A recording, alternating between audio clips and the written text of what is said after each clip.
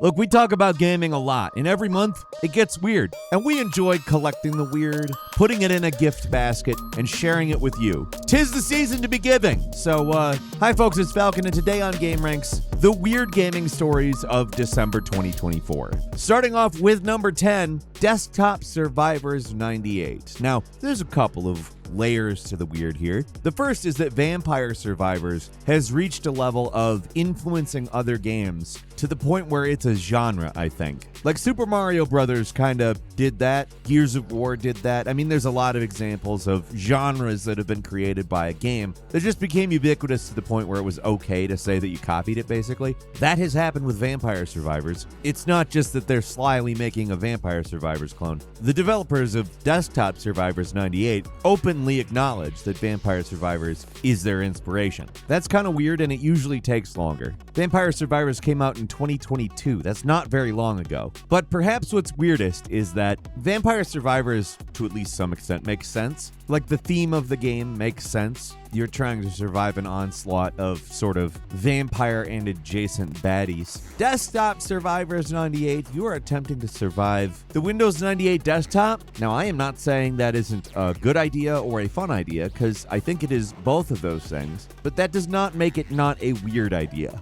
To be frank, it does look like an enjoyable game, but it's just so weird to see Windows 98 just basically being a survival game, being Vampire Survivors. You got word art, you got solitaire cards, you got the start menu, dialogue, boxes. I mean, it's Windows 98. I don't know. It's kind of nostalgic, but it's not like full-on nostalgic. It rings odd to me, which I kind of like, actually. I probably will actually play Desktop Survivors. The demo is available now. It's pretty silly, but, you know, sometimes silly is good.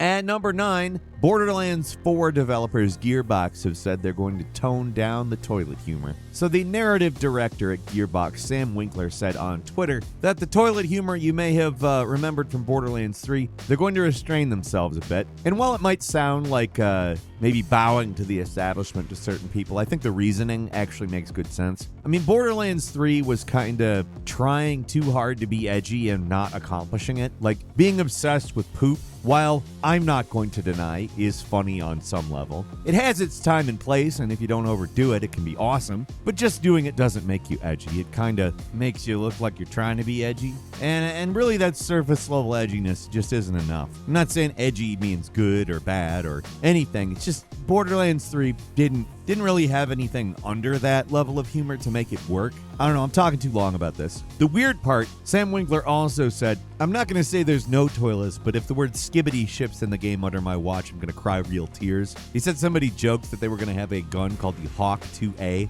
and another developer asked if it was real, and he said that it made him want to put his hand down the sink grinder, which is a bit of an exaggerated response, but I think maybe reflects that they are trying to do something a little more clever. I hope they don't mean they're going to try not to be a comedy game, or they're going to try to make comedy that isn't offensive, or any of that type of stuff, but I don't know. Talking about put his hand down the sink grinder makes me think that's probably not the case. On the opposite end of that spectrum, Fortnite just added Skibbity Toilet to Fortnite. You can now wear a Skibbity Toilet backpack with the head in the toilet. It's probably a good thing for Sam Winkler's hand that he doesn't work on Fortnite. And number 8, we kind of all knew this, but Cyberpunk 2077 and Witcher 3 are pretty connected. Originally, it was going to be a lot more blunt in that connection. There's a mission in the game called Through Time and Space where Geralt transports through a bunch of different worlds attempting to track down the Wild Hunt. It's a pretty surreal mission, and it originally included a stop in Night City for Geralt. He was also going to say that it stunk there. I think the more subtle way that they incorporated Night City works a little bit better.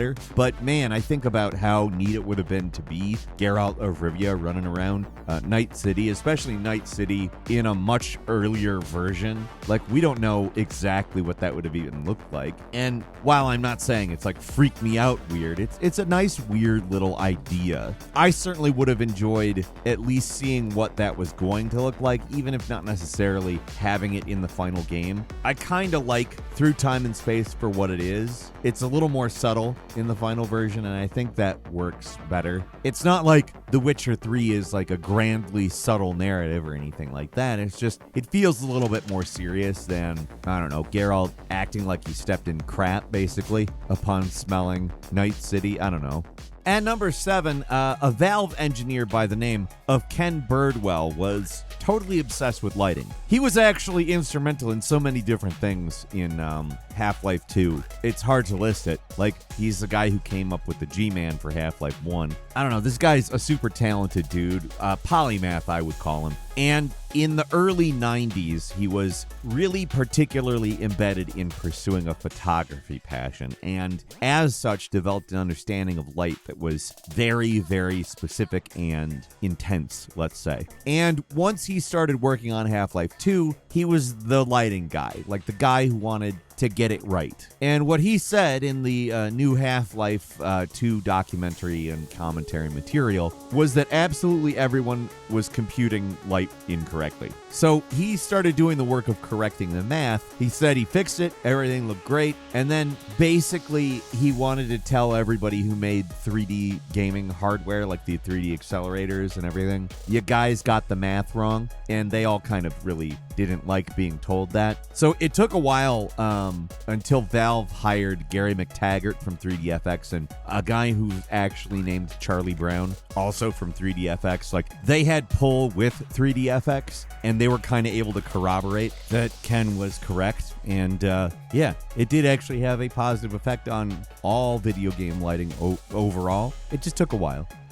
At number 6, Helldivers 2 got some Killzone skins. If that were the whole story, it would just straight up be awesome, but it's not. You see, Helldivers 2 is a game that you pay for, and these skins come in a bundle that costs $20, which is half the price of the game. It's about $40. You want the Killzone skins, you've spent $60 on this game. And just to be clear, yes, the game has a set price, but in a lot of ways, it is a live service game. It is one of only a few live service games that has been received positively at the level that it has. I mean, it is in every way a AAA game that is massively successful, and it did this basically by not acting too much like a live service game. And here it is doing exactly that, selling you skins for a very high price. Like, skins shouldn't cost that much. Now, you can very, very slowly earn the 1,975 super credits necessary to get this stuff, but you could just pay $20. I'll say this, you're not going to earn the super credits. It would take you a very, very long time. And $20 is how much skin packs might cost in Fortnite or Overwatch or, I don't know, Apex Legends. That's not uncommon, except here's the difference. You didn't pay for Fortnite, Overwatch, or Apex Legends. Those games are free.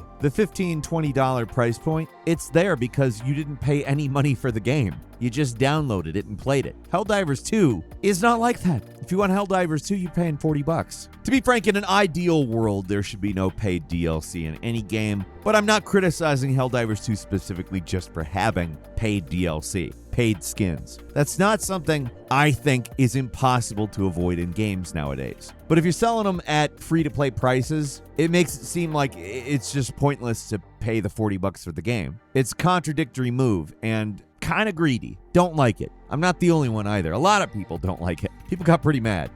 Moving on to number 5, this probably doesn't sound odd on its face, but somebody in Japan made what they are calling the ultimate luxury outfit, a gaming blanket with built-in snack pouches. That doesn't sound that weird, like there's the comfy, the cozy, the snuggy, and all that crap. But look at this picture of this woman standing in this thing. I need to know the spaghetti policy. That's all I can think when I see this. What's the spaghetti policy? Do you need that much storage in your wearable blanket for things that you intend to eat? There's one picture I think is really funny. It's her from the side, and like the front pouch is kind of doing the same thing that Lara Croft's boobs did. So like the really squarish, I don't know, it's funny. I'm not going to continue with that. There's like a remote control pouch. There's a Kleenex pouch. I don't know, it's so silly. Like, haven't you heard of a table? Just have stuff on a table by you. Like, I just have this vision of somebody not even putting like any lining in it, just filling these pockets up with popcorn.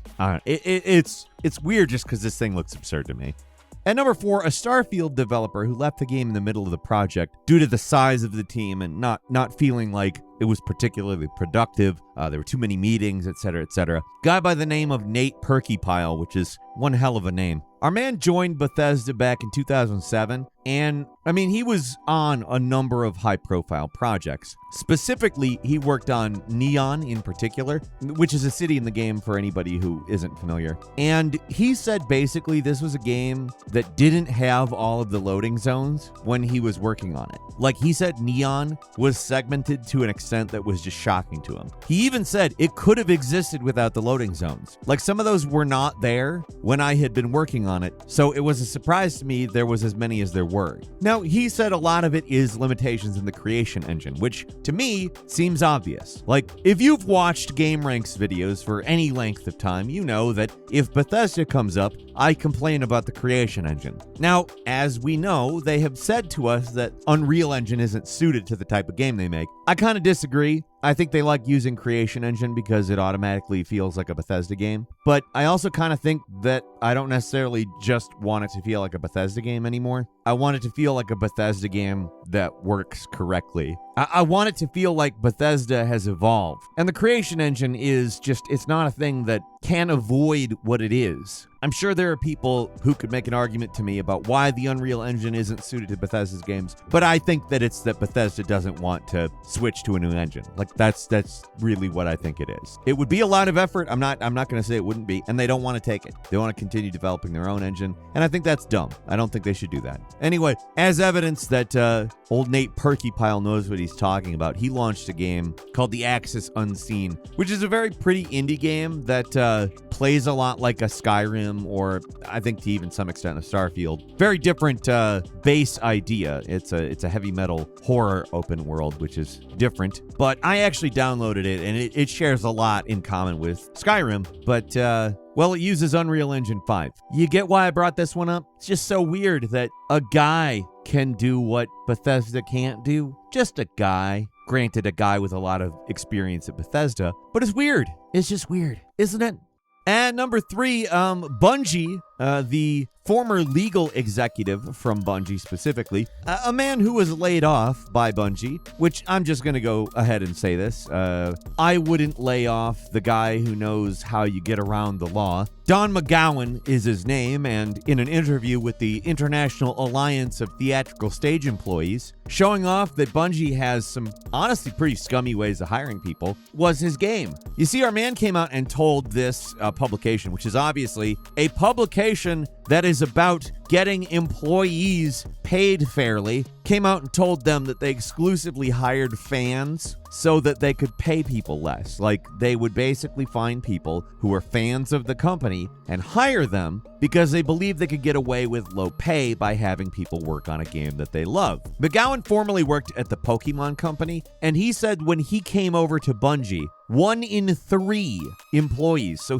above 30% of the workforce, asked him how much of a pay cut he had to take. Like, making the assumption that he was such a big Destiny fan that he left Pokemon just to come work here out of passion. Now, I understand that these people love Destiny. Probably by extension also Destiny 2, I have to assume. And yes, being part of the creation of that thing is a reward in of itself. But this is exploitative. It's wrong. And the weird thing is, we don't usually get to hear stuff like this from higher profile executives. Normally, they're more committed to preserving the reputations of the companies that they work for and former companies. But Don McGowan, I'm going to go ahead and say he's one of the good ones. This is correct. It should be exposed that they do this. It's not something they should do. I hope whatever the International Alliance of Theatrical Stage Employees is trying to do here works out. Because do you know how many people they burn out of game development? Not only do they, grind these people into the ground, they make them hate games that they were once passionate about, and they often lay them off after giving some of the best years of their lives to these companies. But normally,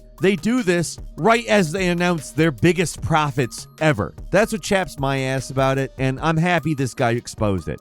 At number 2, an Air Force general who was attending hearings for the South Korean martial law declaration, which is considered a very big deal by not only people in South Korea, but international news on a pretty grand scale. Essentially, the National Assembly in South Korea was looking into if this was an unjust thing, something that shouldn't have happened. Maybe it was necessary, maybe it wasn't. I am not going to pretend that I am highly educated on that particular incident. Sounds wild to me, though. And when stuff sounds wild to me, if I were at an official hearing, I probably wouldn't take out my smartphone and start playing games. Now, Air Force Major General Choi thought differently. I'm not going to say that I think that this guy is like evil, or even that he was doing it in a time that he shouldn't have been doing it. It was during a break, but it does display a bit of a lack of seriousness about the proceedings. And we're talking about martial law, which is like when you shut off the civilian government and implement military rule, which is scary as hell as far as I'm concerned. It's the suspension of democracy in a country.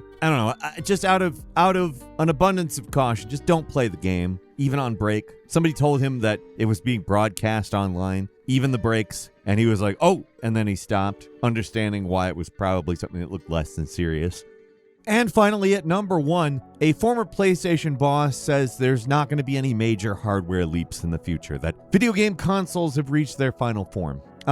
That's a weird thing to say. First off, that's just straight up not true. In the hardware paradigm we exist in today, maybe, sure, yeah. But the fact is, if you told people how an NVIDIA card would work and what it was capable of 15 years ago, people would have told you that's technically impossible, because at that time it was. Like, we have more than a few times reached the ceiling. It's just that something new becomes possible when a new invention happens. That's how technology works. Yes, we're not really squeezing out a lot more gigahertz, but think about what solid state has done. The fact that games on PC and console are capable of having near instantaneous load times is nuts. Does that mean every game takes advantage of it? Absolutely not. I'm not sure everybody really even knows how to do it necessarily, but it's possible. That was never looked at as possible before. So I think it's weird because it's wrong. I think you're looking at some dude who's just kind of tired of shit. So he's saying stuff like it's true, and it's weird. That's all I've got for you today, though. Leave us a comment. Let us know what you think. If you like this video, click like. If you're not subscribed, now's a great time to do so. We upload brand new videos every day of the week. Best way to see them first is, of course, a subscription. So click subscribe. Don't forget to enable notifications. And as always, thank you very much for watching this video. I'm Falcon. You can follow me on Twitter and book me on Cameo at Falcon the Hero. We'll see you next time right here on gameranx.